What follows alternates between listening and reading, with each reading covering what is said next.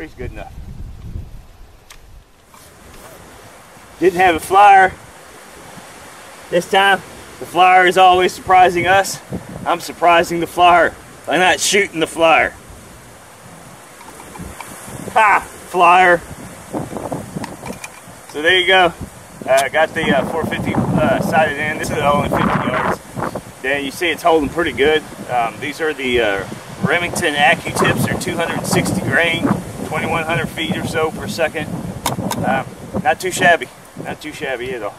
Be doing a review after I ground check some hogs and some deer and stuff with this, or at least get something on the ground to see the actual devastation of it going on. Do a review. Hopefully get a deer and a hog at least. But there you go. Sighted in. Not too shabby.